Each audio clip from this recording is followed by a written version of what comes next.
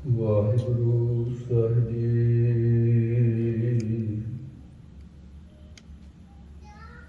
ਇੱਕ ਓੰਕਾਰ ਸਤਿਨਾਮ ਕਰਤਾ ਪੁਰਖ ਨਿਰਭਉ ਨਿਰਵੈਰ ਅਕਾਲ ਮੂਰਤ ਅਜੂਨੀ ਸੈਭੰ ਗੁਰ ਪ੍ਰਸਾਦ ਜਪੁ ਆਦਿ ਸਚ ਜੁਗਾਦਿ ਸਚ ਹੈ ਈ ਸਚ ਨਾਨਕ ਹੋਸੀ ਈ ਸਚ। ਗੁਰੂ ਨਾਨਕ ਅੰਗਦ ਗੁਰੂ ਅਮਰਦਾਸ ਪਦ ਬੰਦ ਰਾਮਦਾਸ ਅਰਜਨ ਗੁਰੂ ਵਰ ਸ੍ਰੀ ਹਰਿ ਗੋਬਿੰਦ ਹਰੀ ਰਾਏ ਹਰਿ ਕ੍ਰਿਸ਼ਨ ਗੁਰ ਤੇਗ ਬਹਾਦਰ ਚੰਦ ਦਸਵੇਂ ਗੋਬਿੰਦ ਸਿੰਘ ਗੁਰੂ ਨਮੋ ਚਰਨ ਅਰਵਿੰਦ ਜਿਸਮ ਹੈ ਅੰਮ੍ਰਿਤ ਗਿਆਨ ਹੈ ਮਾਨਕ ਭਗਤ ਵੈਰਾਗ ਗੁਰੂ ਗ੍ਰੰਥ ਸਾਹਿਬ ਉਦਦ ਬੰਦੋਂ ਕਰ ਅਨੁਰਾਗ। ਸ੍ਰੀ ਗੁਰੂ ਸ਼ਬਦ ਕਮਾਏ ਜਿਨ ਜੀਤੇ ਪੰਜ ਵਿਕਾਰ ਤਿਨ ਸੰਤਨ ਕੋ ਬੰਦਨਾ ਸਿਰ ਚਰਨਨ ਪਰ ਧਾਰ। ਮੂਹ ਪੂਜੈ ਸ਼ਾਸਤਰ ਖਾਟ ਪਿੰਗ ਗਿਰਨ ਚੜ ਜਾਏ ਅੰਧ ਲਖੈ ਬਦਰੂ ਸੁਨੈ ਜੋ ਕਾਲ ਕਿਰਪਾ ਕਰਾਏ।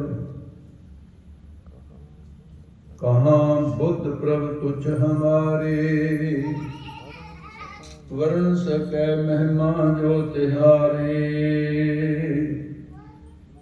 ਹਮ ਨਾ ਸਕਤ ਕਰ ਸਿਫਤ ਤੁਮਾਰੇ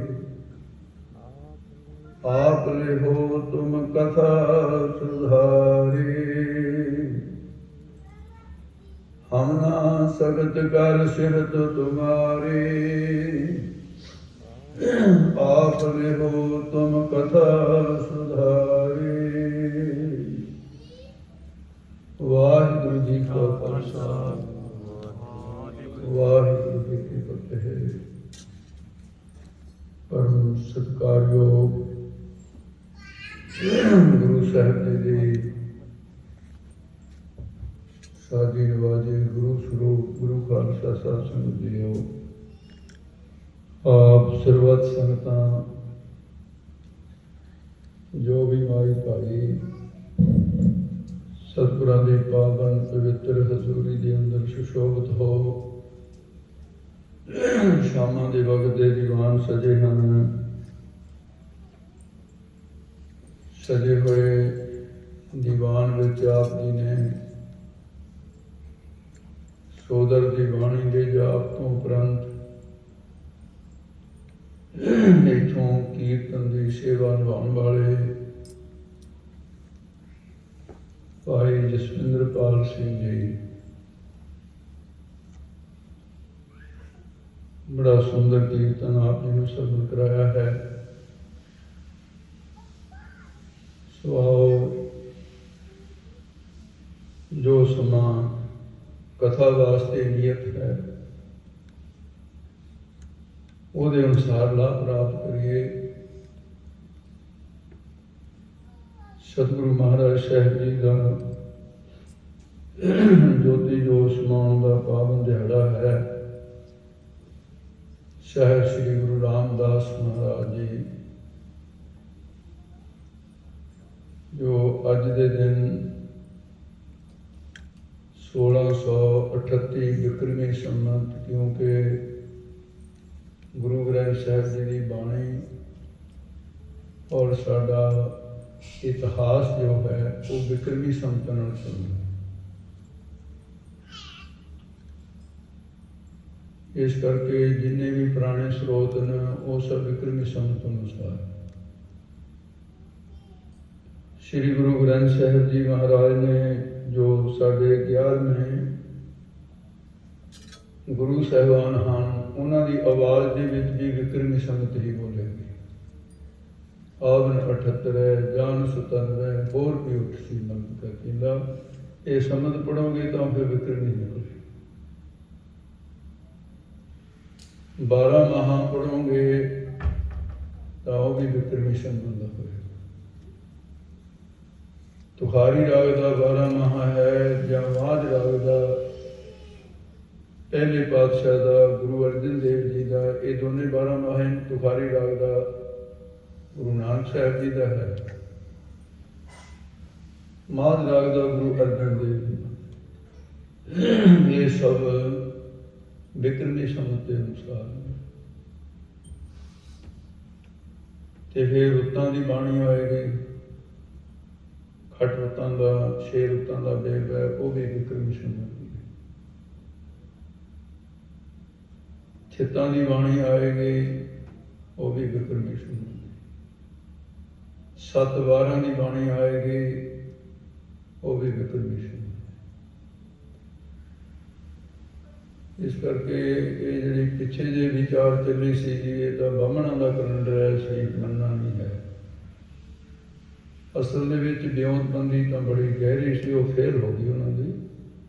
ब्योंतबंदी तो श्री गुरु ग्रंथ साहिब से होना सी, क्यों गुरु ग्रंथ साहिब जी ये संमत मन्या गया ना। ईसवी तो मन्या नहीं गुरु साहिब ने, हालांकि हैगा उस वे ईसवी सन, कोई संमत बाद नहीं चले, ये गुरु साहब तो बाद चले। तो इस करके भाई जो गुरु साहबान करके असं वो अगे शीश चुकाना है, वो करके फिर ये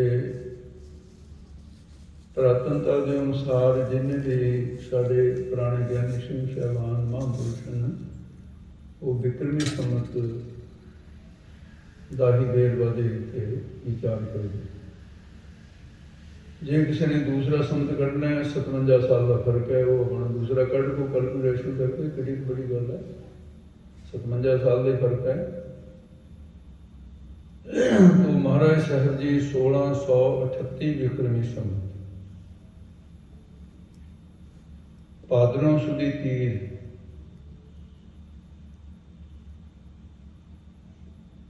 ये सतगुरु महाराज साहब जी अपने शरीर का जो परित्याग किया है, गुरता गदी श्री गुरु अर्जन देव जी महाराज को देख करके महाराज साहब जी गोविंदवाल साहब के मुकाम पर ज्योति जोत सुना गए।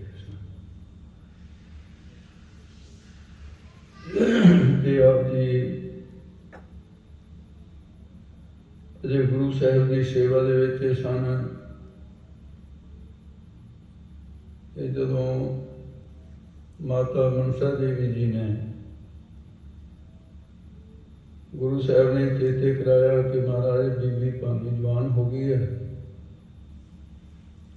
जी संसार के कमां कारां ते संगतां दे आउण जाण ये भावें परमार्थी कारज है, पर संसारी लोग तुहाडे कोलों दुध पुतां दीयां दातां लैंदे है, परमात्मा की बंदगी करते हैं।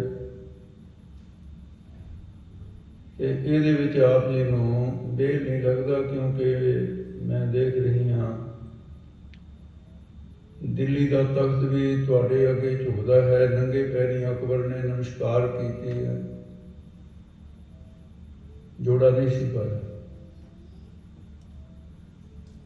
ते पंगत विच बह के कुछ शब्द सकता।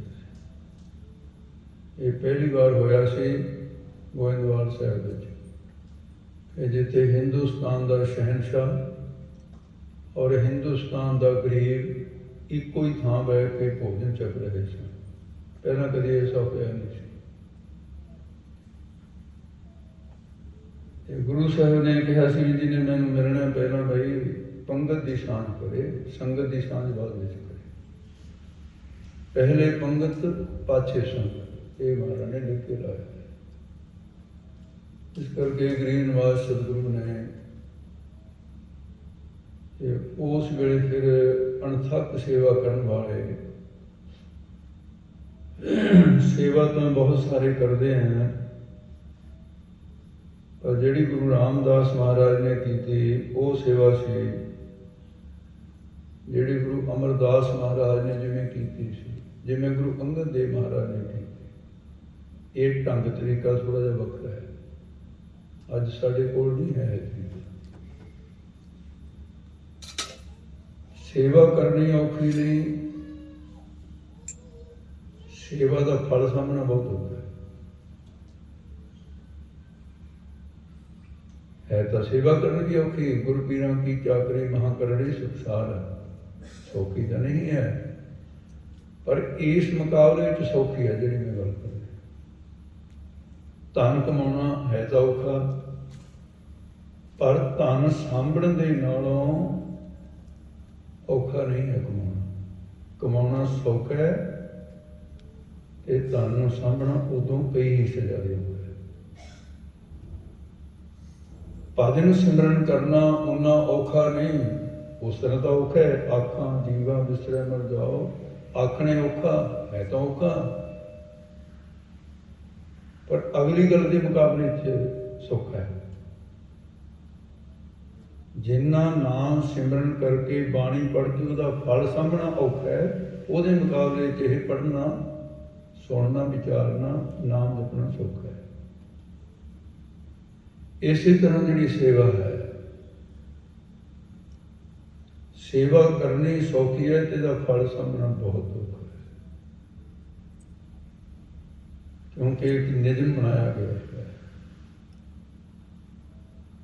ਜੇ ਸੇਵਾ ਕਰਨ ਵਾਲਾ ਚਾਰ ਚੀਜ਼ਾਂ ਦੇ ਪਹਿਰਾ ਨਹੀਂ ਦੇ ਰਿਹਾ, ਉਹਨਾਂ ਚੌਹਾਂ ਦੇ ਵਿੱਚੋਂ ਇੱਕ ਹੀ ਕਾਫੀ ਹੈ, ਇੱਕੋ ਹੀ ਬਹੁਤ ਖਤਰਨਾਕ ਹੈ ਸੇਵਾ ਦਾ ਫਲ ਲੁੱਟਣ ਵਾਸਤੇ, ਨਾਲ ਦੀ ਨਾਲ ਹੀ ਖਤਮ ਕਰੀ ਜਾਂਦਾ। ਤੇ ਜੇ ਉਹ ਚਾਰੇ ਹੋਣ ਫਿਰ ਤਾਂ ਕਹਿਣਾ ਕੀ ਹੈ, ਫਿਰ ਤਾਂ ਪੱਲੇ ਕੱਖ ਨਹੀਂ ਨਾ ਰਹਿਣਾ। ਇਸ ਕਰਕੇ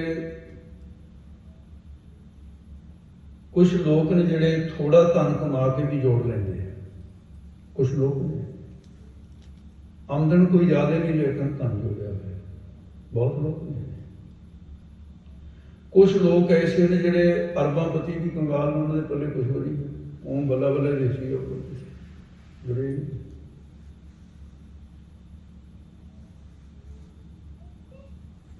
ਸਿੱਖ ਜਗਤ ਦਾ ਪ੍ਰਸਿੱਧ ਢਾਡੀ, ਮੈਂ ਨਾਂ ਨਹੀਂ ਲੈਣਾ ਕਿਉਂਕਿ ਕਿਸੇ ਖਾਨਦਾਨ ਦਾ ਔਰ ਕਿਸੇ ਪਰਿਵਾਰ ਦਾ ਐਵੇਂ ਉਹ ਠੀਕ ਨਹੀਂ ਹੁੰਦੀ, ਅਪਮਾਨ ਹੁੰਦਾ ਇਹਦੇ ਵਿੱਚ। ਬਹੁਤ ਚੰਗਾ ਢਾਡੀ ਤੇ ਲੇਖਕ ਵਧੀਆ,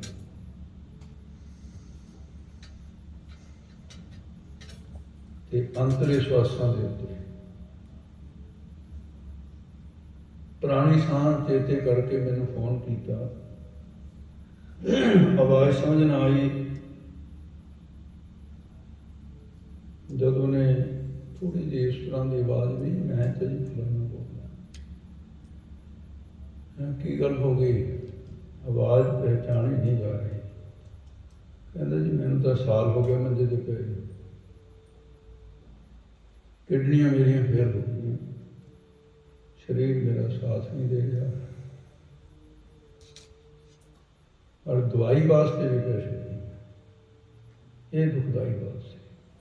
ਇਹ ਕੌਮ ਦਾ ਹੋਵੇ ਢਾਡੀ, ਉਹਦੇ ਕੋਲ ਦਵਾਈ ਵਾਸਤੇ ਪੈਸੇ ਨਹੀਂ।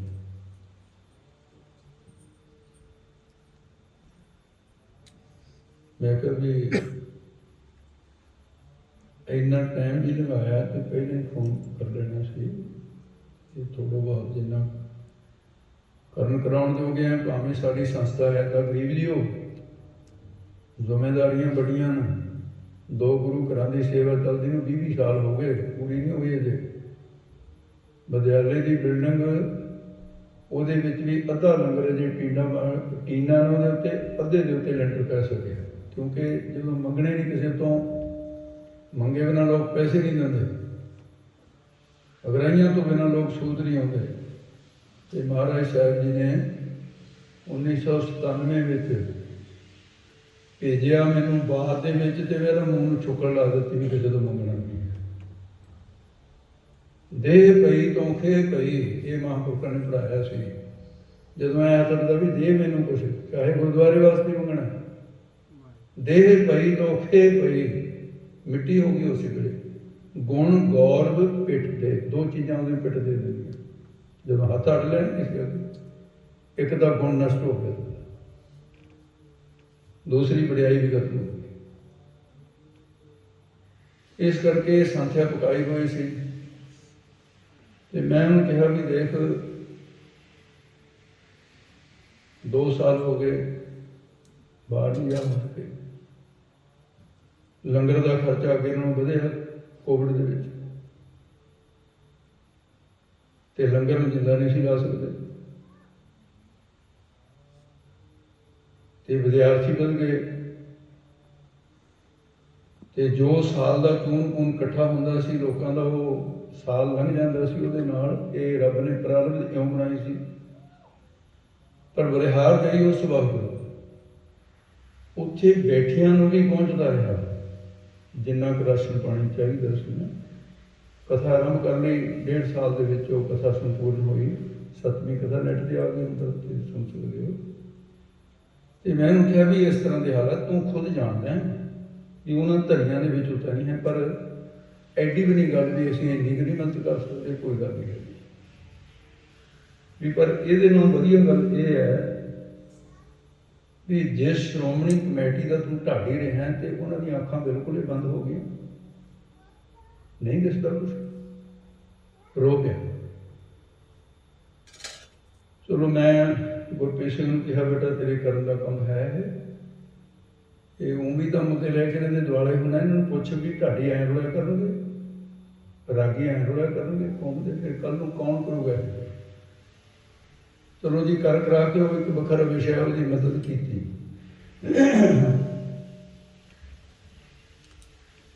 ਮੈਂ ਗੁਰਪ੍ਰੀਤ ਸਿੰਘ ਨੂੰ ਪੁੱਛਿਆ ਵੀ ਇਹ ਗੱਲ ਕੀ ਹੋਈ? ਸਾਰੀ ਜ਼ਿੰਦਗੀ ਦੇਸਾਂ ਪ੍ਰਦੇਸ਼ਾਂ 'ਚ ਮਸ਼ਹੂਰ ਢਾਡੀ ਹੈ, ਸਾਰੇ ਦੇਸਾਂ ਪ੍ਰਦੇਸ਼ਾਂ 'ਚ ਗਿਆ, ਅਤੇ ਬਸ ਅਖੀਰ ਕੀ ਹੋ ਗਿਆ? ਅਤੇ ਪੈਸੇ ਕਿੱਧਰ ਗਏ? ਨਸ਼ਈ ਇਹ ਨਹੀਂ ਬੰਦਾ, ਵਿਸ਼ਈ ਇਹ ਨਹੀਂ, ਇਹ ਤਾਂ ਗੁਰਮੁਖ ਬੰਦਾ ਹੈ। ਉਹਦੇ ਲੜਕੇ ਨੇ ਦੱਸਿਆ, ਕਹਿੰਦੇ ਗੁਰਪ੍ਰੀਤ ਸਿੰਘ ਜੀ ਵੀ ਇਹਨਾਂ ਦਾ ਸੁਭਾਅ ਹੈ ਜਿਹੜਾ ਹੈ ਵੀ ਜਿੰਨਾ ਕੁ ਕਮਾ ਲਿਆ ਨਾਲ ਦੀ ਨਾਲ ਹੀ ਲਾਲ ਉਹਦਾ ਤਾਂ ਵੀ ਜੋੜਿਆ ਤਾਂ ਹੈ ਹੀ ਨਹੀਂ, ਕਹਿੰਦਾ ਮੇਰੇ ਪਿਓ ਨੇ।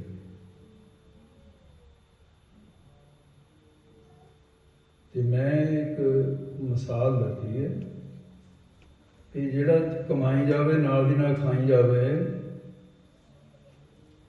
ਧਰਮ ਸ਼ਾਸਤਰ ਕਹਿੰਦੇ ਉਸ ਧਨ ਜੋੜ ਕੇ ਰੱਖੋ, ਕੀ ਪਤਾ ਕਦੋਂ ਕਿਸੇ ਦੀ ਵਿਪਤਾ ਪੈ ਜਾਏ, ਤੁਹਾਨੂੰ ਮੰਗਣਾ ਨਾ ਪਵੇ ਕਿਸੇ ਤੋਂ। ਅਤੇ ਇਸ ਕਰਕੇ ਪਰ ਜਿਹੜਾ ਸੇਵਾ ਦਾ ਧਨ ਹੈ,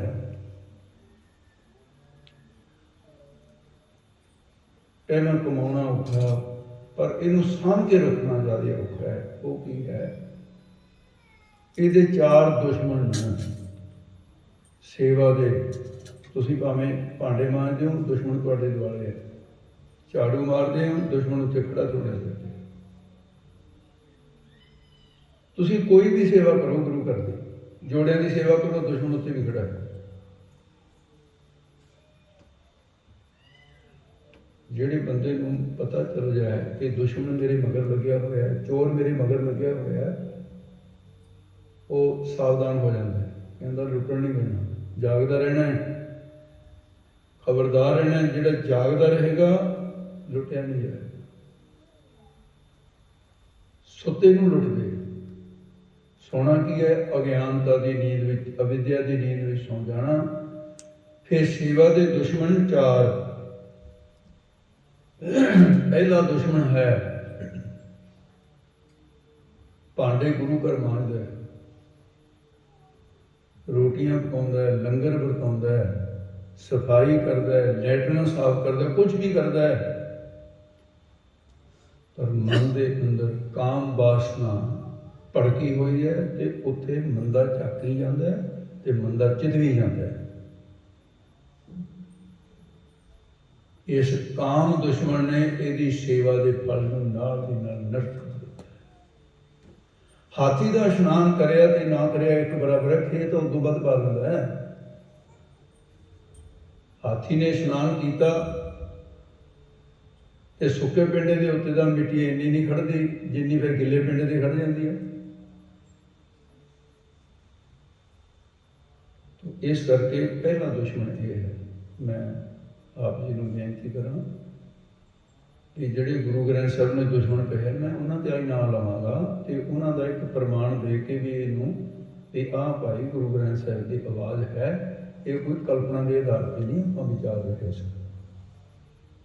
दूसरा दुश्मन है क्रोध। एक दुश्मन तो बच गया, दूआ कहता भी मेरे तड़के नहीं आया है, अखा नीवियां की ये बाणी पढ़ी जा रहा है, ये तो देखता नहीं किसी पर भी मैं की कमा काम हाथ खड़े कर गया। वो कहता भी ये तो गुरु का सिखिया है, परत रहा रूप ना पेखिया नेत्र का पाठ पढ़ लिया ने, ये तो झाकदा ही किसी पासे नूं भी तू देख लै महसूस करके जो हो सकता, फिर दूजा आ जाता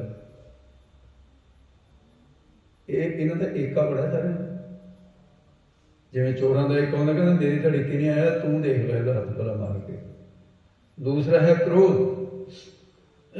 सेवा करदा करदा अग बरौला बन जाता है। जदों क्रोध आ जाए भावें लंगर हाल है, भावें दीवान हाल है, भावें गुरु ग्रंथ साहब की हजूरी है, क्रोध जदों आ जाता है उत्थे ही महाभारत का मैदान बन जाता है। कुरुक्षेत्र की धरती उत्थे ही बन जाती है। और मैं तो एक थां ये भी देखा भी है जोड़े रखे है ना शास्त्र थोड़े मेहरबानी करके इनू जे तुसीं ना बक्से च जिंदा ला के रखो चंगे रहोगे। ये एक दो थां ते हो रहा है, आही चक्कन लगे महाराज नूं नहीं पुछदे भी तेरे ने शास्त्र असीं हथ नहीं ला सकते, एक दूजे के मारन वास्ते इत्थों चक के दुआले हो गए। वाह वे सिखो, एक गुरु दी खुशियां होंगी फिर तुहानूं। पातशाह बैठे देख रहे हैं गुरता गति के मार जैसे की कर रहे मंगते हैं बड़िया बड़िया मंगा सानू राज दे दो। तुसीं पहला गुरुद्वारे दी कमेटियां तो सामने हो रही हैं तो महाराज किवें दे देणगे राज तुहानूं बई? तुसीं थोड़ा जिहा ख्याल तां करो की हो की रहा। झट मझुट्टे उत्थे बाल पटा पग्गां लै गईयां, हो गया की हो गया है? क्रोध कहता फल छड्डना नहीं तेरे को, जिहड़ा माड़ा मोटा बह के तू सत्संगत कर ली, जिहड़ा तू गुरु साहिब नूं चौर कर लिया, जिहड़ा गुरु ग्रंथ साहिब दे रमाले ठीक कर लिया, सुखासन कर लिया, प्रकाश कर लिया, सेवा कर ली, बाणी पढ़ ली, सुन ली, लंगर की सेवा कर ली, तेनों इत्थे ही लुटना, इत्थे ही जान नहीं देना। घर तेनों भेजना खाली करके। क्रोध अंध करो दीर्घ बंतन को, सुरत बंतन को बदरो कर डाल। कहते मैं अखां वाले नूं अन्ना कर देना। क्रोध कहता अंध करो दीर्घ बंतन को, सुरत बंतन को कन्ना वाले नूं बदरो कर डालो। मैं उन्होंने बोले करके छड़ देना। वो कहता भी हट जाओ, मैनू कुछ नहीं दिखता, मैनू कुछ नहीं सुनता, मैं तो बड़ सड़ना है। हे कर्मूल क्रोधन कदंत ना करना होगा। राई की नहीं लगा क्रोध आया। ये दुश्मन लुटता है।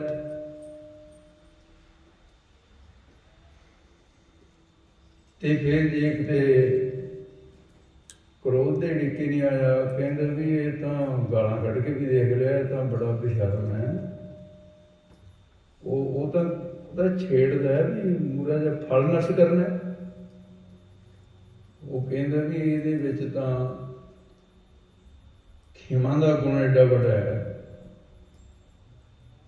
भी वो क्रोध का वचन बोलिया, उन्हें तो मेरे हाथ ही जोड़ दिते, इहदा मैं तो नहीं कुछ कर सकता। क्रोध कहता भी मेरे विड़के नहीं आया। वो तीसरा कहता कोई नहीं, फिर मेरे को तरीका थोड़े नाल ज़्यादा वधिया। फिर आ जाता लोभ। लंगर च किहड़ी चीज़ ज़्यादा वधिया बनी हुई है, ये सारी ना मुक जाए कितने, थोड़ी जी मैं अपने जोगी रख ला। ਵਰਤੌਲਾ ਵਰਤਾਉਂਦਾ एक पासे रख दिंदा, कहता ये मैं अपने वास्ते।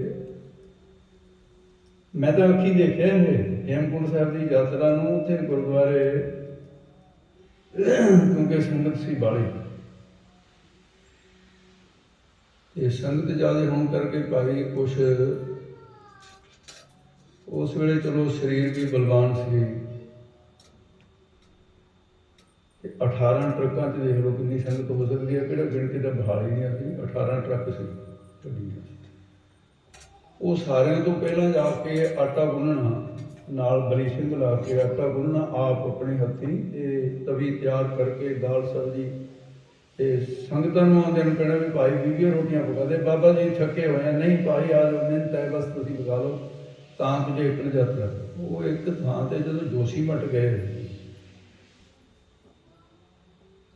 तो वो सानूं बड़ा उन्हां दा वेख कुछ होर तरह का देखिया, ते सानू सुक्की दाल देण नूं तैयार नहीं, तो आप तड़कियां वाली ला के तड़का अंदर बैठे जदों लगे खाण लगे तो नहीं कम होण देना। चको ये पतीला इन्हां दा, चाहे भुरा भुरा होवे। कहंदा जी तुसीं कहंदा अज आए हो चले जाना, कहंदा असीं रोज़ सेवा करन वाले, असीं खावांगे नहीं तो फिर बचांगे किवें? भी असीं तड़कियां दी खानी है, तुहानूं सुक्की देनी है, खानी है खा लो नहीं जाओ। असीं नहीं जी खाण दित्ती उन्हां नूं, ये तो हो ही नहीं सकदा, बड़ी दिखाऊं संगतां नूं पता ऐसा हुंदा है। एक ही है लोभ, खाण दा होवे, पीण दा होवे, हंडाउण दा होवे, जोड़न दा होवे, गुरुद्वारे दी चीज़ां चक के घर नूं लिजाण दा होवे। बहुत लोग कहना गुरु घर की कट है, लै जाओ कोई गल नहीं। एक सिंह हल्ला मारन लग्या बोल किते, उन्होंने कहते हो तू आ की करदा है? कहता करदा की है? कहता बापू के कोलों पैसे लेना, खजाना मुक्या होया, होर की करदा? इतों ही लेने। कहता होर कितों लेना? मैं लोगों तो मंगा। कहता मेरा बापू है, कहता मैं लै। लोभ के उत्ते पर्दा पाउण दे बड़े साडे कोल तरीके हैं, ते लोभ लुट लैंदा है। जदों इन्हां तिन्नां दे ढिके ना कोई आवे, लोभ ना करे, संतोखी रहे, काम वासना ना फुरन देवे, क्रोध ना आवे, समझ लो भी 3 पड़ा पार कर गया। बस चौथा कहता मैं नहीं लंघण दिंदा। वो की है? घमंडी बन गया, फलाना से कई दिन बाद आया तू।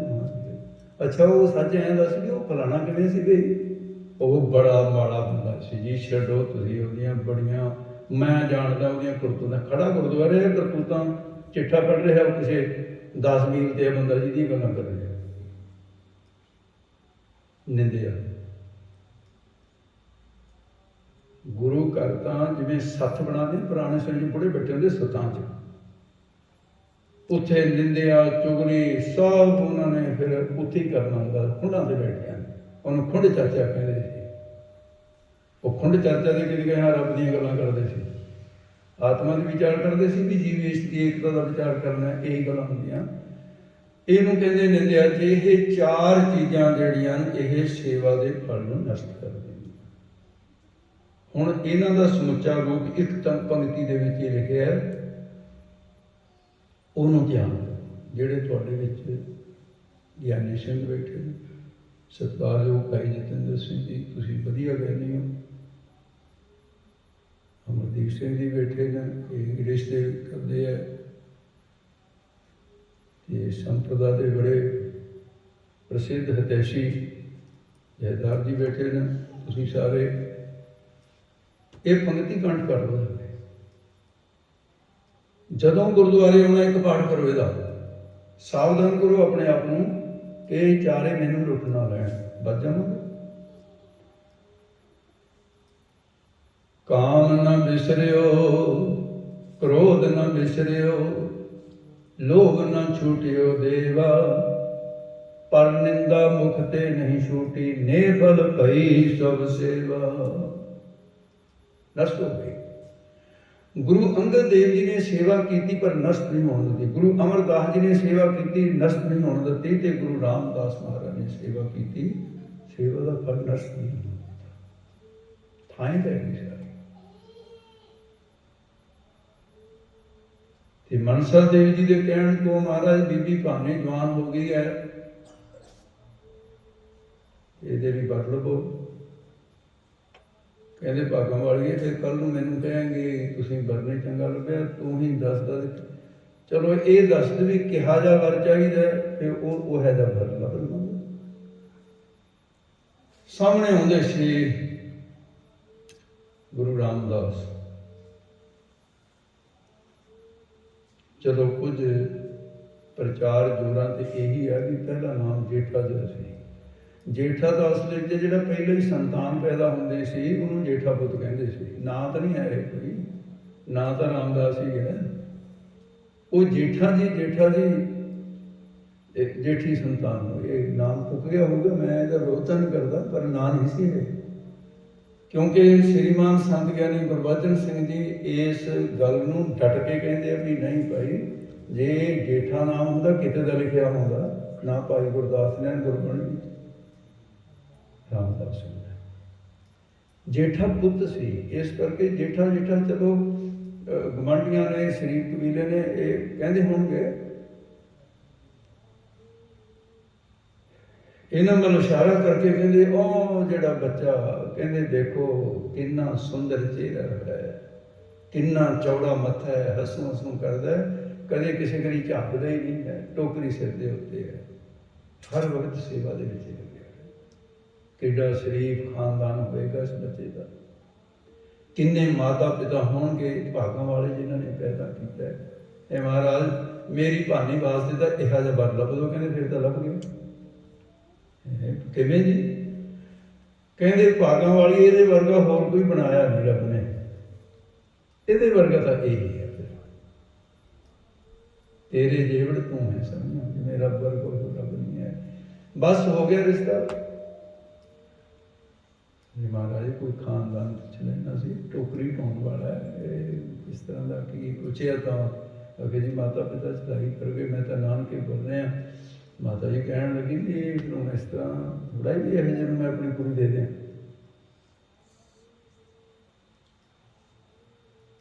कहते भी चोण तू की है, मैं तो नहीं बदलता, मैं तो हम तेरे कहने के अनुसार ये वर्गा होर कोई मैंने लभना नहीं, फिर तू धी नूं कारी रखेंगे अपने को। अच्छा महाराज मैं महाराज ने देखा भी सेवा तो बहुत की है, अंदर तो गुरु साहब प्रसन्न सी ना थे। चलो रिश्ता कर दिता, बीबी भानी का ब्याह हो गया, बच्चे भी उत्थे होए, 3 सपुत्र बाबा पिरती चंद जी, महादेव जी, गुरु अर्जन देव जी, ये नानके करे हुए होते। महाराज साहब जी ने दिव्य नेत्रां दे नाल देखिया कि जिहड़ा बरतारा वरतन वाला है बड़ा संसारक भगतों खतरनाक है। साढ़े लिए तो कोई खास बात नहीं है, पर संसार के पक्ष की दुखदाई घटना है। ये दुखदाई घटना जी है जी, वो थोड़ा जा पहला तैयार कर लिया जाए ना, तो फिर वो बर्दाश्त कर लेंगे। उन्हें पता चले अर्जन चाह तो होते फिर बर्दाश्त नहीं होता। हमारे कहते एक दिन बहुत मतलब प्रसन्न बर दे चुके सी, दोहे था बाणी का बोहे था, दो तेरे द्वारा सुना चुके सी, नहीं भी तू काला ना पै, अजे तो तेरे बाप का मैं करजई हाँ, उन्हें बड़ी सेवा मेरी की है, ये तो पहला बई गद्दी तेरे पिता को मिलेगी, वो तो तेरे मिल जाएगी। बीबी भानी ने सुन लिया सब कुछ, दो आनंद माणिया, प्यार के नाल अखां च हंझू आ गए। अपने आप को कहती भानी तू किड्डे भागों वाली है, तेरा पिता जगत गुरु ते हुण पति, उन्होंने गुरता गद्दी का महाराज ने वचन कर दिता है, गुरता गद्दी मिलेगी मेरे पति नूं, ते तीसरा मेरी संतान मेरे अर्जन देव नूं गुरता गति मिलेगी। पर ਇਹਦੇ 'ਚ बात ਇਹ है कि पिता जी के चलाने की सूचना भी है। बड़ी जरना शक्ति सी भी पानी। एक दिन अपनी पुत्री नूं कोल बिठा के कहने लगे, बेटा भानी, मैं पुत्री होने के नाते नहीं तेरे नाल प्यार करता। ये गुरु नानक की गद्दी है, मैं मोह दे विच आके नहीं प्यार करता। गुरु नानक की गद्दी गुणों के आधार पर प्यार करती है, अपने सिखां नाल भी। गुर सिखां एको प्यार, गुर मितां पुतां भाईयां। तेरे विच गुण कुछ है, श्रद्धालु बना है तेरे विच। बेटी, जिस दिन मैं चौंकी ते बैठा सी, चौंकी का पावा टुटिया सी, तू अपना हथ उहदे विच दे दिता सी। तू बैठी रही बड़ी देर, तेरे हत्थां दे विचों खून सिम के तेरे मोढियां तक तेरे जिस्म दियां दर्दां पैंदियां रहियां। तेरा खून धरती ते जिवें पानी डुलिया हुंदा है, ऐं धरती ते चल पिया सी। ते जदों मैं पुछया सी, बेटी तू किवें बैठी है, मैं तो देखिया नहीं सी उस वेले। तैं ये नहीं सी जणाया कि पिता जी जे मैं ना बैठदी तुहाडी चौंकी डिग जानी सी, तुसीं डिग जांदे। ये नहीं जणाया। तैं पिता जी मैं तो इस तरह मैनू बड़ा स्नेह सी भी मैं तुसीं अभ्यास करदे, मैं थोड़े कोल। अच्छा बेटी, चल देख पुत्री, ये खून कैसा है?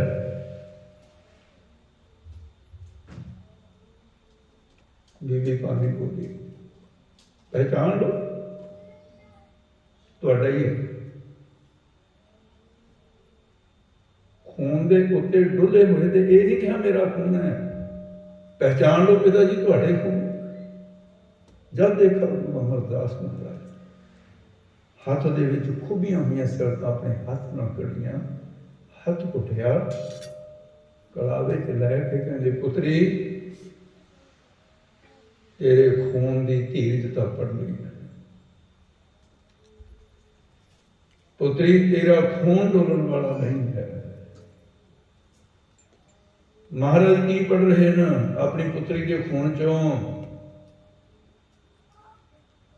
कि धर्म के वास्ते सिर धड़ बखरा करा जाएगा, धर्म रखेगा। पीढ़ी दर पीढ़ी देखते गए, तत्तियां तवियां ते बैठन वाला खून देख लिया। तत्ती तवी ते दाणियां की तरह भुनिया जाएगा खून, पर सी नहीं करेगा, रेत पै जाएगा सिर तर अलग हो जाएगा। गुरु अमरदास मारे कहते, हे निरंकार, मेरी भानी का खून इन्ना पवित्र ते इन्ना असरदार कि मेरे इस भानी के अगे औलाद जी है निके निके बच्चे नीहां च फड़ के भी नहीं डोलणगे।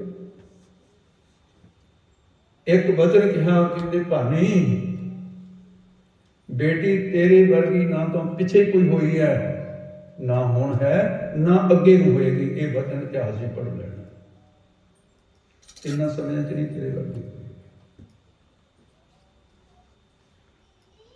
महाराज कहते, बेटी तेरी धीरजता तो मैं उस दिन तेरे खून चों पढ़नी सी, पर हुण बात ऐसी है, सोचा सी बेटी को ना दसां, पर फिर सोचा नहीं, दस ही देना चाहिए। क्योंकि रबी हुक्म का बरतना ही बरतना है। वो बरतन तो पहला थोड़ा जा मैं अपनी पुत्री नूं तैयार करने के लिए मैंने दस रहा कि बेटा बड़ी दुखदाई घटना वापरन वाली है। क्या पिता जी दसो?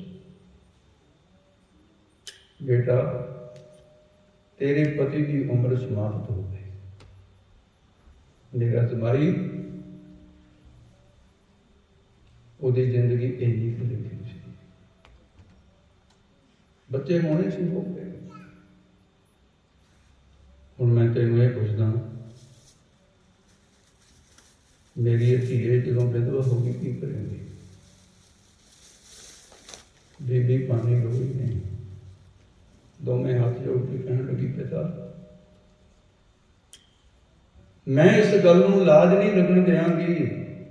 ਮੈਂ ਗੁਰੂ ਅਮਰਦਾਸ ਦੀ ਪੁੱਤਰੀ ਹਾਂ, ਮੈਂ ਲੋਕਾਂ ਵਾਂਗੂ ਬਾਲ ਫਟ ਫਟ ਕੇ ਕੰਧਾਂ 'ਚ ਟਕਰਾ ਨਹੀਂ ਮਾਰਾਂਗੀ। ਪਿਤਾ ਜੀ, ਜੇ 16 ਖੂਬੀਆਂ ਦੇ ਤੁਹਾਡੀ ਭਾਵੇਂ ਨਹੀਂ ਨਾ ਡੋਲੀ, ਤਾਂ ਪਤੀ ਦੇ ਵਿਛੋੜੇ ਨੂੰ ਸਹਿਣ ਕਰਕੇ ਬਾਕੀ ਦੀ ਜ਼ਿੰਦਗੀ ਪਤੀ ਦੇ ਮੜੀ ਨੂੰ ਦਾਗ ਨਹੀਂ ਲੱਗਣ ਦਿਆਂਗੀ ਤੇ ਤੁਹਾਨੂੰ ਕੋਈ ਅਲਾਂਭਾ ਨਹੀਂ ਲੈਣ ਦਿਆਂਗੀ ਤੇ ਮੈਂ ਭਾਣਾ ਮੰਨਾਂਗੀ। ਇਹ ਸੰਥਾ ਤੁਹਾਡੇ ਕੋਲੋਂ ਲਈ ਹੈ। ਭਾਣੇ ਜੇਵੜ ਹੋਰ ਦਾ ਨਹੀਂ, ਭਾਣਾ ਕਿਸੇ ਗੁਣਾ ਨਹੀਂ। ਗੁਰਮੁਖ ਤੇਰਾ ਭਾਣਾ ਹੁੰਦਾ ਹੈ। ਸਿੱਖੀ ਦੇ ਮੂਲ ਸਿਧਾਂਤਾਂ ਵਿੱਚ ਗੁਰੂ ਨਾਨਕ ਦੀ ਰਚਨਾ ਤੋਂ ਗੱਲਾਂ 3 ਆਈਆਂ ਸੀ। ਮਨਸੁਖ ਸ਼ਾਹ ਦਾ ਪ੍ਰਸੰਗ ਪੜ੍ਹ ਕੇ ਦੇਖਣਾ, ਉੱਥੇ ਗੱਲਾਂ 3 ਆਈਆਂ। ਹਉਮੈ ਦਾ ਤਿਆਗ, ਨਾਮ ਦੀ ਲਿਵ ਤੇ ਭਾਣਾ ਮੰਨਣਾ। ਹਉਮੈ ਤਜਨ, ਨਾਮ ਲਿਵ ਲਾਵਣ, ਭਾਣਾ ਮੰਨਣ, ਪੰਥ ਇਹ ਪੰਥ ਹੈ। ਪਿਤਾ ਜੀ, ਮੈਂ ਭਾਣਾ ਮੰਨ ਕੇ ਵਿਖਾਵਾਂਗੀ, ਤੁਹਾਡੀ ਪੁੱਤਰੀ ਹਾਂ। ਗੁਰੂ ਸਾਹਿਬ ਇੰਨੇ ਪ੍ਰਸੰਨ ਹੋ ਗਏ, ਆਪਣੀ ਪੁੱਤਰੀ ਨੂੰ ਹਿੱਕ ਦੇ ਨਾਲ ਲਾ ਕੇ ਪਿਆਰ ਦੇ ਕੇ ਕਹਿਣ ਲੱਗੇ, ਭਾਨੀ ਹੈ ਤੂੰ ਮੇਰਾ ਦਿਲ ਹੀ ਜਿੱਤ ਲਿਆ। ਮੇਰੀ ਬੜੀ ਉਮਰ ਹੋ ਗਈ, ਮੈਂ ਰੱਖ ਕੇ ਕੀ ਕਰਨੀ ਹੈ? ਲੈ, ਮੈਂ ਆਪਣੀ ਜ਼ਿੰਦਗੀ ਸਮਾਪਤ ਕਰਦਾ, ਪਰ ਤੇਰਾ ਸੁਹਾਗ ਬਣਿਆ ਰਹੇਗਾ। ਤੇਰੇ ਪਤੀ ਦੇ ਥਾਂ ਤੇ ਸੰਸਕਾਰ ਤੋਂ ਮੈਂ ਲੈਣਾ। ਔਰ ਯਾਦ ਰੱਖੀ, ਜਿਸ ਦਿਨ ਜਿਹੜੀ ਮੇਰੀ ਬਾਕੀ ਉਮਰ ਸੀ, ਜਿਸ ਦਿਨ ਮੈਂ ਜਾਣਾ ਸੀ ਸੰਸਾਰ ਤੋਂ, ਉਸ ਦਿਨ ਇਹ ਚਲੇ ਜਾਣਗੇ, ਪਰ ਉਸ ਦਿਨ ਫਿਰ ਰੱਬ ਦੇ ਗਿਲਾ ਨਾ ਕਰਨੀ ਹੋਵੇ। ਪਿਤਾ ਜੀ, ਮੈਂ ਤਾਂ ਗਿਲਾ ਹੁੰਦਾ ਹੀ। ਅੱਛਾ ਪੁੱਤਰੀ, ਮੇਰੀ ਉਮਰ 6 ਸਾਲ 11 ਮਹੀਨੇ 20 ਦਿਨ ਬਾਕੀ ਰਹਿੰਦੀ ਹੈ। ਇਹ ਮੇਰੀ ਉਮਰ ਬਾਕੀ ਹੈ ਤੇ ਮੈਂ ਕਰਤੇ ਪੁਰਖ ਨੂੰ ਬੇਨਤੀ ਕਰਕੇ ਤੇ ਗੁਰਤਾ ਗਦੀ ਤੇਰੇ ਪਤੀ ਨੂੰ ਦੇ ਕੇ ਮੈਂ ਉਮਰ ਦਾ ਮੱਥਾ ਵੀ ਨਾਲ ਹੀ ਟੇਕ ਦੇਣਾ ਵੀ ਆਹ ਉਮਰ ਤੂੰ ਭੁਗਤ ਲੈ। ਇਤਿਹਾਸ ਕਰੋ। ਬੀਬੀ ਭਾਨੀ ਜੀ ਨੂੰ ਪਤਾ ਸੀ ਅੱਜ ਦੇ ਦਿਨ ਦੀ ਘਟਨਾ ਵਾਪਰਦੀ ਹੈ। ਬੀਬੀ ਤਾਂ 7 ਸਾਲ ਤੋਂ 10 ਦਿਨ ਘੱਟ ਪਹਿਲਾਂ ਹੀ ਉਹ ਤਾਂ ਤਿਆਰ ਸੀ ਉਸ ਵੇਲੇ ਵੀ, ਇਹ ਤਾਂ ਹੋਣਾ ਹੀ। ਗੁਰੂ ਰਾਮਦਾਸ ਮਹਾਰਾਜ ਤਿਆਰ ਸੀ। ਫਿਰ ਵੀ ਜਦੋਂ 6 ਸਾਲ 11 ਮਹੀਨੇ ਗਿਣਦੀ ਰਹਿੰਦੀ ਸੀ ਭਾਨੀ, ਤਾਂ ਵੀ ਦਿਨ ਰਹਿ ਕੇ ਗਿਣਤੀ ਦੇ ਗੁਰੂ ਰਾਮਦਾਸ ਮਹਾਰਾਜ ਕਹਿਣ ਲੱਗੇ, ਭਾਨੀ ਹਾਂ।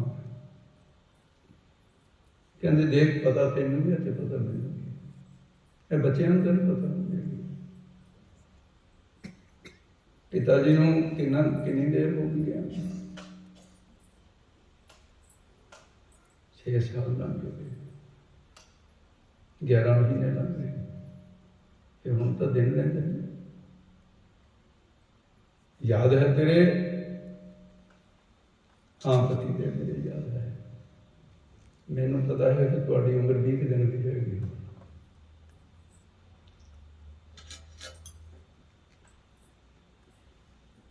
ਤੇ ਫਿਰ ਮੈਂ ਤੇਰੇ ਨਾਲ ਕੁਛ ਗੱਲਾਂ ਕਰਨੀਆਂ ਚਾਹੁੰਦਾ ਸੀ ਜਾਣ ਤੋਂ ਪਹਿਲਾਂ। ਤੁਹਾਨੂੰ ਗੁਰੂ ਰਾਮਦਾਸ ਕਹਿੰਦੇ, ਭਾਨੀ ਸਹੁਰੇ ਘਰ ਜਾ ਕੇ ਜਵਾਈ ਆਕੜ ਕੇ ਤੁਰਦੇ ਨੇ, ਮੈਂ ਇਸ ਘਰ ਦਾ ਜਵਾਈ ਹਾਂ। ਸੱਚ ਇਹ ਹੈ, ਮੈਂ ਤੇਰੇ ਪਿਤਾ ਦਾ ਗੋਲਾ ਬਣ ਕੇ ਰਿਹਾ, ਮੈਂ ਜਵਾਈ ਬਣ ਕੇ ਰਿਹਾ। ਮੈਂ ਟੋਕਰੀ ਢੋਈ ਮੁੱਲ ਖਰੀਦਾ ਗੋਲਾ ਬਣਿਆ। और मेरी हालत सी कि हम रुलते फिरते कोई बात न पूछता।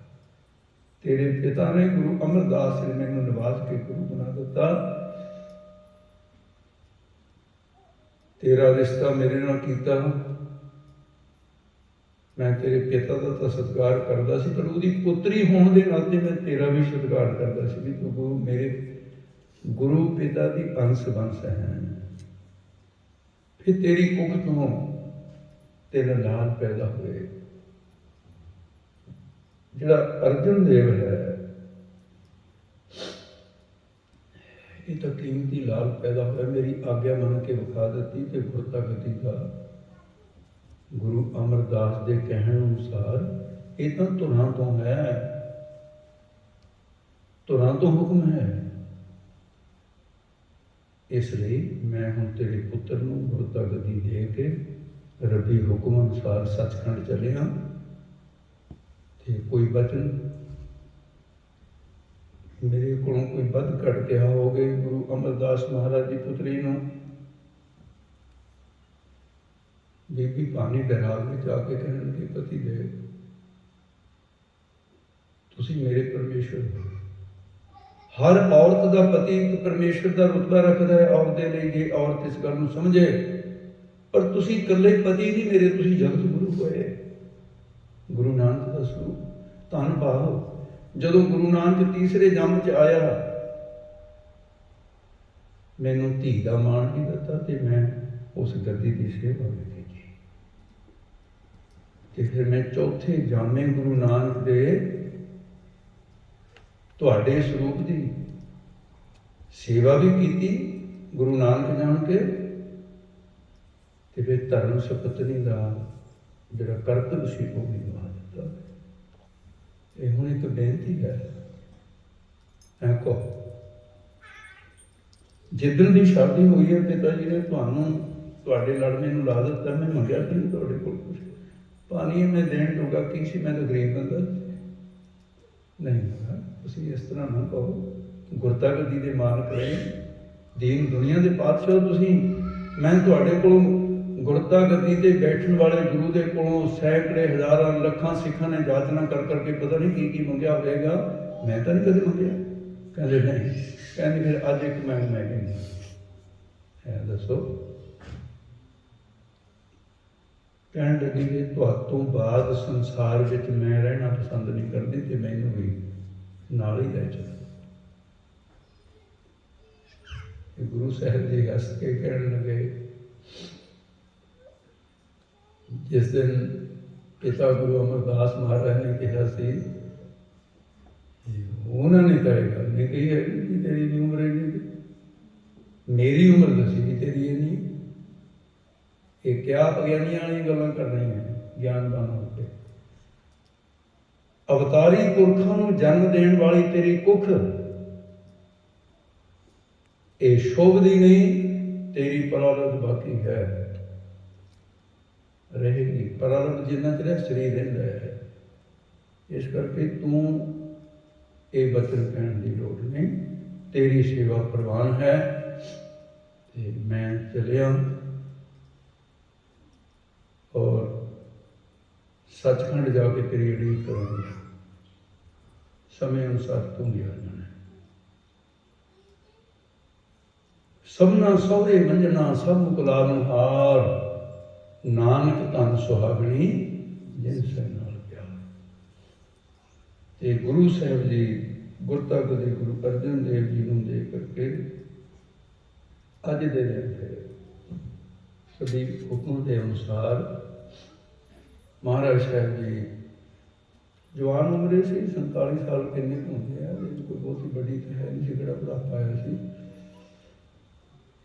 महाराज साहब सच्चे पातशाह ने अपना आसन तैयार करवाया। आसन तैयार करवा के सारिया संगतां नूं मिले, बचन विलास हुए। भाई रोना नहीं किसी ने, धीरज दी, परिवार को खास करके दी, बच्चों को धीरज दी। गुरु अर्जन देव जी महाराज नूं छाती के नाल ला के कहने लगे मेरे अर्जन देव ਤੂੰ ਤਾਂ ਮੇਰੇ ਸਰੀਰ ਦੇ ਹੁੰਦਿਆਂ ਹੋਇਆਂ 3 ਸਾਲ ਦੇ ਵਿਛੋੜੇ ਨੂੰ ਸਹਿਣ ਨਹੀਂ ਸੀ ਕੀਤਾ ਤੇ ਮੈਨੂੰ ਚਿੱਠੀਆਂ ਲਿਖ ਦਿੱਤੀਆਂ ਸੀ, ਮੇਰਾ ਮਨ ਰੋਚੈ ਗੁਰਦਰਸ਼ਨ। ਤੇਰੀ ਮਾਂ ਤਾਂ ਸੰਭਲ ਜਾਏਗੀ, ਪਰ ਮੈਨੂੰ ਲੱਗਦਾ ਵੀ ਤੂੰ ਕਿਤੇ ਗੁਰਤਾ ਗਤੀ ਤੇ ਸਵਾਰੀ ਮਾਰਨਾ। ਹੁਣ ਤੇਰੀ ਅੱਖ ਤੇ ਹੰਝੂ ਡਿੱਗਣ ਦੇ ਨਾਲ ਇਤਿਹਾਸ ਮੇਲਾ ਹੋ ਜਾਏਗਾ। ਗੁਰੂ ਵੀ ਕਿਤੇ ਨਾ ਲੱਭ, ਤੂੰ ਗੁਰੂ ਹੈ। ਕਿਆ ਪਿਤਾ ਜੀ ਠੀਕ ਹੈ, ਮੈਂ ਆਪਣੇ ਮਨ ਨੂੰ ਸਮਝਾ ਜੋ ਆਪ ਜੀ ਦਾ ਹੁਕਮ ਹੈ। ਕਹਿਣ ਲੱਗੇ ਪੁੱਤਰਾ ਫਿਰ ਰੋਣਾ ਨਹੀਂ, ਕਹਿਣ ਲੱਗੇ ਸ਼ਬਦ। ਬੀਬੀ ਭਾਨੀ ਨੂੰ ਫੇਰ ਕਿਹਾ, ਆਪਣੀ ਧਰਮ ਸੁਪਤਨੀ ਨੂੰ, ਆਪਣੇ ਮਹਿਲਾਂ ਨੂੰ, ਭਾਨੀ ਯਾਦ ਰੱਖਣਾ ਰੋਣਾ ਨਹੀਂ, ਜੋ ਰੋਵੇ ਸੋ ਆਪਣੀ ਪਤ ਖੋਵੇ, ਧਿਆਨ ਰੱਖਣਾ ਹੈ। ਭਲੇ ਦੇ ਕਾਰਨ ਦੁਨੀਆ ਰੋਦੀ ਹੈ, ਤੂੰ ਨਹੀਂ ਰੋਣਾ। ਸਤ ਬਾਬਾ ਬੁੱਢਾ ਸਾਹਿਬ ਨੂੰ ਕਿਹਾ ਜੀ ਹੁਣ ਤੁਸੀਂ ਗੁਰੂ ਨਾਨਕ ਸਾਹਿਬ ਤੋਂ ਲੈ ਕੇ ਇਹ ਜ਼ਿੰਮੇਵਾਰੀ ਨਿਭਾਉਂਦੇ ਆ ਰਹੇ ਹੋ। ਤੁਸੀਂ ਗੁਰੂ ਨਾਨਕ ਸਾਹਿਬ ਜੀ ਦੇ ਘਰ ਦੇ ਵਜ਼ੀਰ ਹੋ। ਵਜ਼ੀਰ ਕਈ ਪਾਤਸ਼ਾਹ ਬਦਲ ਕੇ, ਤੁਹਾਡੀ ਵਜ਼ੀਰੀ ਨਹੀਂ ਬਦਲੀ। ਅਜੇ ਤੁਹਾਡੀ ਵਜ਼ੀਰੀ ਚੱਲ ਰਹੀ ਹੈ ਤੇ ਹੁਣ ਤੁਸੀਂ ਅਰਜਨ ਦੇਵ ਨੂੰ ਸੰਭਾਲਣਾ। ਸਭ ਨੂੰ ਮਿਲ ਗਿਲ ਕੇ ਆਸਣ ਵਿਛਾ ਲਿਆ ਹੈ, ਤਿਆਰੀ ਕਰ ਲਈ। ਜਿਨ੍ਹਾਂ ਦੀਆਂ ਕਾਮਨਾਵਾਂ ਸੀ ਉਹਨਾਂ ਦੀਆਂ ਕਾਮਨਾਵਾਂ ਪੂਰੀਆਂ ਕਰ ਦਿੱਤੀਆਂ ਤੇ ਸਭ ਨੂੰ ਅਸੀਸਾਂ ਦੇ ਕੇ ਮਹਾਰਾਜ ਸਾਹਿਬ ਜੀ ਸਰੀਰ ਨੂੰ ਇਉਂ ਤਿਆਗਿਆ ਹੈ ਜਿਵੇਂ ਸੱਪ ਪੁੰਜ ਲਾ ਕੇ ਪਰੇ ਹੋ ਜਾਂਦੇ ਨੇ, ਜਾਂ ਹਾਥੀ ਫੁੱਲਾਂ ਦੀ ਮਾਲਾ ਤੋੜ ਕੇ ਮਾਰਦਾ, ਭਗਾ ਕੇ ਉਹਨੂੰ ਕੁਛ ਵੀ ਨਹੀਂ ਹੁੰਦਾ। ਸੂਰਜ ਕਿਰਨ ਮਿਲੇ ਜਲ ਕਾ ਜਲ ਹੁਆ ਰਾਮ, ਜੋਤੀ ਜੋਤਰ ਵੀ ਸੰਪੂਰਨ ਥੀ ਆਰਾਮ। ਜੋਤ ਸਮਾਣੀ ਜੋਤ ਜੋ ਘਟ ਇਹਦੇ ਵਿੱਚ ਜਿਵੇਂ ਪ੍ਰਤੀਬਿੰਬ ਨਹੀਂ ਪੈਂਦਾ। ਹੱਬ ਸਮਾਣੀ ਜੋਤ ਜੋ ਜਲ ਘਟਾਊ ਚੰਦਰਮਾ। ਤੁਹਾਡੇ ਵਿੱਚ ਮੇਰੇ ਵਿੱਚ ਜਿਹੜੀ ਰੱਬ ਦੀ ਅੰਸ਼ ਹੈ ਨਾ, ਉਹਦਾ ਨਾਮ ਜੋਤ ਹੈ, ਪਰ ਇੱਕ ਸ਼ਬਦ ਲੱਗਿਆ ਉਹਦੇ ਨਾਲ, ਪ੍ਰਤਕ ਜੋਤ।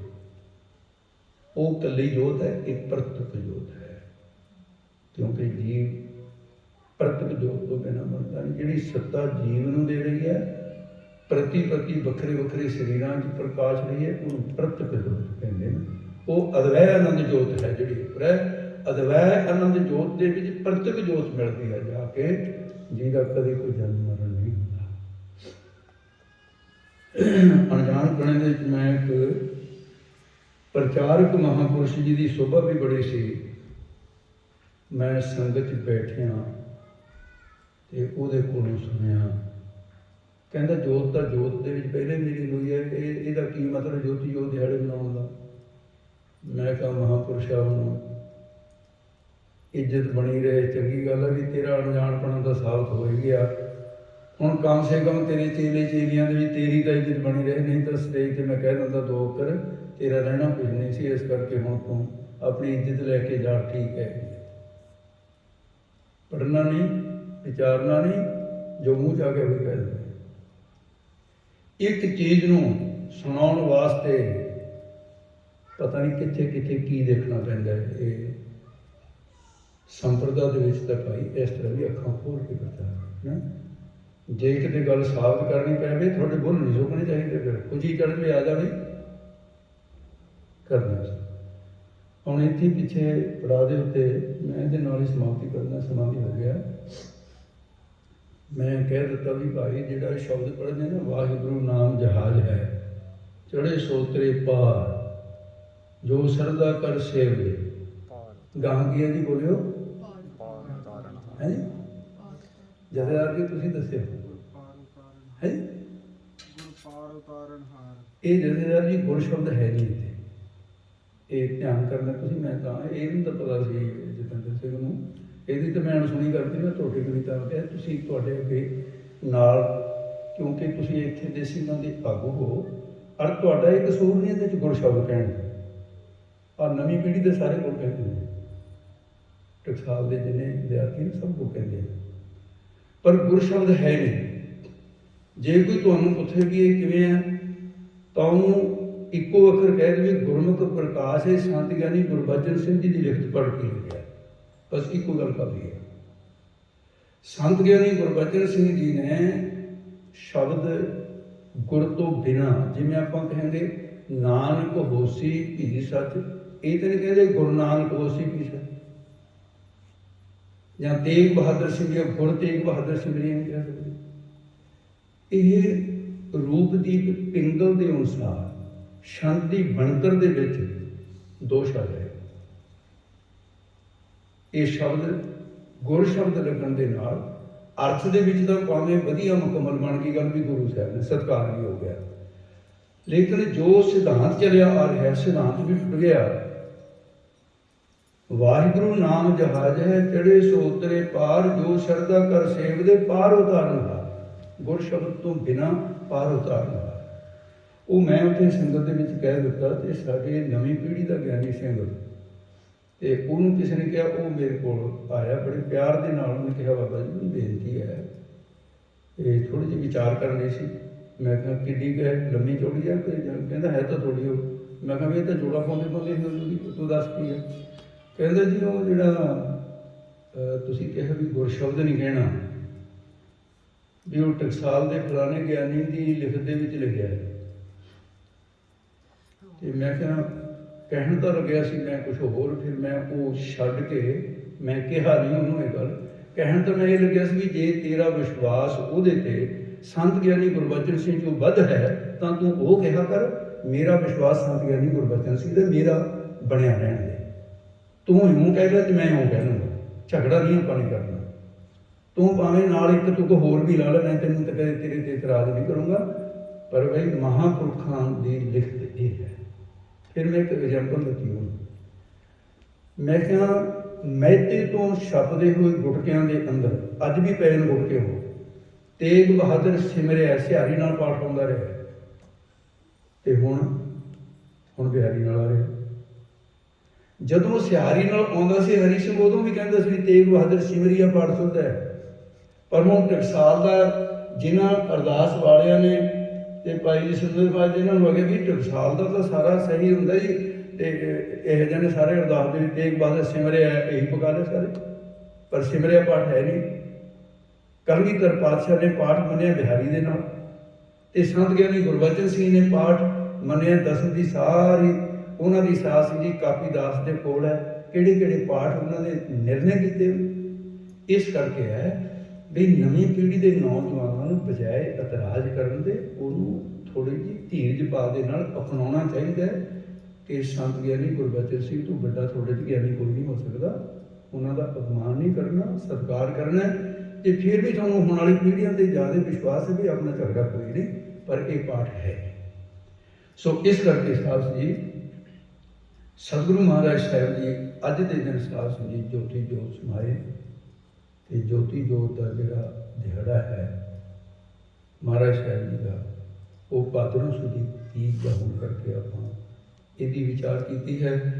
ਤੇ ਕੱਲ੍ਹ ਨੂੰ ਮੈਨੂੰ ਹੁਣ ਰਾਗੀ ਸਿੰਘ ਜੀ ਨੇ ਇਹ ਕਿਹਾ, ਭਾਈ ਜਸਵਿੰਦਰਪਾਲ ਸਿੰਘ ਜੀ ਨੇ, ਕਹਿੰਦੇ ਜੀ ਗੁਰੂ ਗ੍ਰੰਥ ਸਾਹਿਬ ਜੀ ਦੀ ਜਿਹੜੇ ਪਹਿਲੇ ਪ੍ਰਕਾਸ਼ ਨੂੰ ਸਮਰਪਿਤ ਵਿਚਾਰ। ਮੈਂ ਕਿਹਾ ਬੜੀ ਕੋਈ ਗੱਲ ਨਹੀਂ, ਹੁਣ ਇਹ ਦੱਸ ਦਿਓ ਵੀ ਐਤਵਾਰ ਤੱਕ ਇਹੀ ਵਿਚਾਰ ਚੱਲੇ, ਫਿਰ ਤਾਂ ਮੈਂ ਉਨਾ ਕੁ ਸਹਿਜ ਬਣਾਵਾਂ, ਉਹਦਾ ਵਿਚਾਰਾਂ ਦੇ ਵਿੱਚ ਸਹਿਜ ਬਣਾਉਣਾ ਪੈਂਦਾ ਨਾ।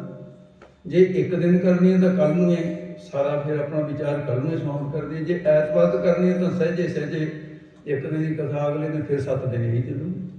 ਇਹ ਹੁਣ ਤੁਸੀਂ ਫੈਸਲਾ ਕਰ ਲੈਣਾ।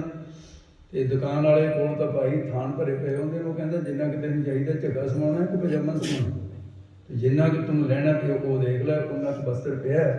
ਇਹ ਗੁਰੂ ਘਰ ਤਾਂ ਸਾਰਾ ਸਿਧਾਂਤਾਂ ਦੇ ਨਾਲ ਇਤਿਹਾਸ, ਇਹ ਤਾਂ ਕੱਪੜੇ ਵਾਲੀ ਦੁਕਾਨ ਵਾਂਗੂ ਭਰਿਆ ਹੋਇਆ ਇਤਿਹਾਸ ਹੈ ਗੁਰਬਾਣੀ। ਜਿੰਨਾ ਕੁ ਆਪਾਂ ਨੂੰ ਚਾਹੀਦਾ ਆਪਾਂ ਉਹਨਾਂ ਕੁ ਉੱਥੋਂ ਬੇਨਤੀ ਕਰਨਾ ਕਿ ਜੇ ਕੱਪੜਿਆਂ ਨੂੰ ਕਹੀਦਾ ਕਪਾਈ ਇੰਨਾ ਕੁ ਦੇ ਪੜ੍ਹ ਕੇ, ਉਹਨਾਂ ਕੁ ਆਪਾਂ ਇਤਿਹਾਸ ਦੇ ਵਿੱਚੋਂ ਲੈ ਲਾਂਗੇ। ਕੰਸ ਗੁਰੂ ਕਿਰਪਾ ਕਰੇ।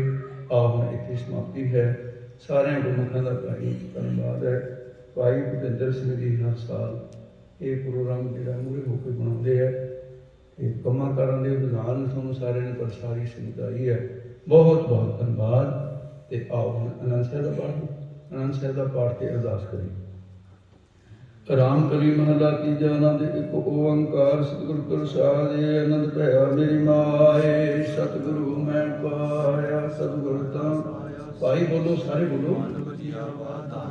ਰਾਗ ਰਤਨ ਪਰਵਾਰ ਕਰਿਆ ਸਬਦ ਗਾ ਬਣਾਈਆਂ, ਸੋ ਲੋਕ ਤੰਗਾਵੋ ਹੈ ਨਾਨਕ ਆਨੰਦ ਹੋਆ ਸਤਿਗੁਰੂ ਮੈਂ ਪਾਇਆ। ਏ ਮਨ ਮੇਰਿਆ ਨਾਲ ਰਹੋ ਤੂੰ ਮਨ ਮੇਰੇ, ਦੁਖ ਸਭ ਵਿਸਾਰਨਾ ਨੀਕਾਰੋ ਕਰੇ ਤੇਰਾ। ਸਭਨਾ ਗਲਾਂ ਸੁਮਰਤ ਸੁਆਮੀ, ਸੋ ਕਿਉ ਮਨੋ ਵਿਸਾਰੇ।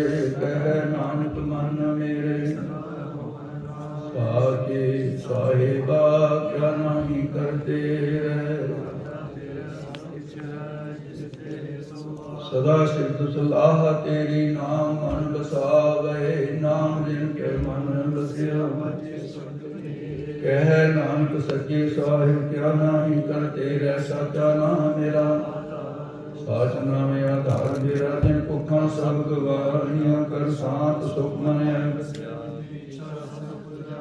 ਸਦਾ ਕੁਰਬਾਨ ਕੀਤਾ ਗੁਰੂ ਵੇਟੋ, ਜਿਸ ਦੀਆਂ ਇਹ ਵਡਿਆਈਆਂ। ਕਹਿ ਨਾਨਕ